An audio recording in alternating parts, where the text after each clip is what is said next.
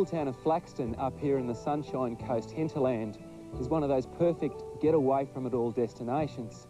And I've got to be honest, in this environment, I'm tempted to put the feet up and just do nothing at all. But if you're up for a bit of active exploring, there's still plenty to do. Now follow me. Flaxton is part of the Gympie, Mary Valley and Blackall Range region of southeast Queensland. It sits on the Blackall Range, midway between Montville and Mapleton, about an hour and a half's drive north of Brisbane. You can pretty well see it all in one day. First on my itinerary is Flaxton Barn. Now this pretty well fulfills the local criteria for tourists: tea room, craft shop, but I'm here for the model railway. The trains are HO scale with an accompanying music and light show depicting German village life. And what's the response, Trevor, of people who come in and feast their eyes upon it? Yes, it's been very well accepted, especially by the old kids and the young kids. Some of them have to be dragged out screaming.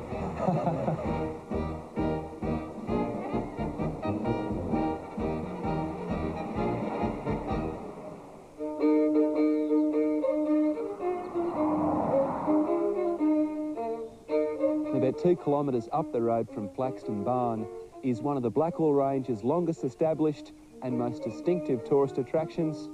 Believe it or not, I'm about to be transported to another time. You can almost smell the peat and hear the horses clipping down the cobblestones at the miniature English village. This collection of British architectural styles has even been known to reduce nostalgic Pommy expats to tears. And each and every one of the models that we've got here is in fact a scale model of a building which does really exist in their various geographical locations scattered throughout Britain. Slip on through the curtains and you encounter another chapter of English history, the art of brass rubbing. Now, what's the go here? You've left me with the left leg. Yeah, well, you've just got to keep rubbing. It's so simple to do. You've got your wax, and you just put your finger on top, rub hard. Brasses were a popular way of commemorating the dead between the 13th and 17th centuries, but the rubbings themselves didn't become fashionable until Queen Victoria's time. Another 2-kilometre hike and I'm headed for a lunch date at Flaxton Gardens. Ross, there's some beautiful country up here. How much of it is yours? This block is 62 acres. With a view? Yes. His view runs from Double Island Point to Moreton Island on a clear day. You never get sick and tired of it. There's always something changing with it. It must inspire a poem, wouldn't it? It does. In the grounds of Ross's magnificent colonial-style home are a restaurant, craft shop and a winery. But perhaps the biggest draw card is the pottery made and sold right here. And this whole wheel looks like she's been spinning for a few years. How long?